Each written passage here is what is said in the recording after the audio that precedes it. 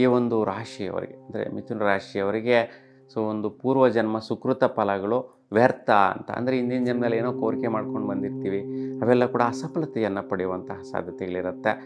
ನಾವು ಏನೋ ಮಾಡೋಕ್ಕೋಗಿ ಏನೋ ಮಾಡುವಂತಹ ಮನಸ್ಥಿತಿ, ಮತ್ತು ಮನಸ್ಸಿಗೆ ಬಾರದಂತೆ ತಿಳಿದಿರ ಕೆಲವೊಂದು ತಪ್ಪುಗಳು ನಡೆದೋಗುವಂತಹದ್ದು, ವೈಯಕ್ತಿಕವಾಗಿ ನಮ್ಮ ಒಂದು ಕಾರ್ಯದ ಮೇಲೆ, ಕೆಲಸದ ಮೇಲೆ ನಮಗೇನೆ ಕಾನ್ಫಿಡೆನ್ಸ್ ಇರಲ್ಲ. ಆ ಒಂದು ಸ್ಥಿತಿಯಲ್ಲಿ ಮುಂದುವರಿಯುವಂತಹ ಸಾಧ್ಯತೆಗಳು ಜಾಸ್ತಿ ಇರುತ್ತೆ. ಹಾಗಾಗಿ ಸೂರ್ಯನ ಬದಲಾವಣೆಯಿಂದ ನೋಡಿ ಈ ರೀತಿಯ ಒಂದು ವೈಪರೀತ್ಯ, ಏಕೆಂದರೆ ಸೂರ್ಯನಿಗೆ ಬಲ ಇಲ್ಲದೆ ಇರತಕ್ಕಂಥ ಸಮಯದಲ್ಲಿ ಒಂದು ನಮಗೆಲ್ಲ ಕೂಡ ಯಾವ ರೀತಿ ಫಲ ಕೊಡ್ತಾನೆ, ಅದು ನಿಮಗೆ ಪಂಚಮ ಸ್ಥಾನದಲ್ಲಿ. ಹಾಗಾಗಿ ಸ್ವಲ್ಪ ವೈಪರೀತ್ಯದಿಂದ ಕೂಡಿರುತ್ತೆ. ಮತ್ತು ಬರುವಂಥ ಆದಾಯ ವಿಚಾರಗಳಲ್ಲಿ ಕೂಡ ಸ್ವಲ್ಪ ವೈಪರೀತ್ಯಗಳು ಬರುವಂತಹದ್ದು. ಪ್ರಯತ್ನಗಳಲ್ಲಿ ವಿಶೇಷವಾಗಿ ನೀವೇನೆಲ್ಲ ಪ್ರಯತ್ನ ಸಾಧಿಸಬೇಕು ಅಂತಿದ್ದೀರಾ ಅದರಲ್ಲೆಲ್ಲ ಕೂಡ ಫಲ ಕಡಿಮೆ ಇರುತ್ತೆ 17ರ ನಂತರ. ಹಾಗಾಗಿ ತುಂಬ ಜಾಗೃತೆಯಿಂದ ಇರಿ, ಸೂರ್ಯ ನಮಸ್ಕಾರ ಮಾಡಿ.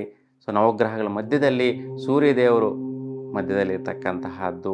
ಹಾಗಾಗಿ ಕೆಂಪು ಹೂವಿನ ಒಂದು ಮಾಲೆಯನ್ನು ನೀವು ಈ ಒಂದು ಸಮಯದಲ್ಲಿ ಅಂದರೆ 17ರ ನಂತರ ನೀವು ಒಂದು 5 ದಿನಗಳ ಕಾಲ ಒಂದು ಸೂರ್ಯದೇವರಿಗೆ ಅರ್ಪಿಸೋದರಿಂದ, ಪ್ರಾರ್ಥಿಸೋದರಿಂದ ಈ ಒಂದು ವೈಪರೀತ್ಯಗಳೆಲ್ಲ ಕೂಡ ನಿವಾರಣೆ ಆಗುತ್ತೆ.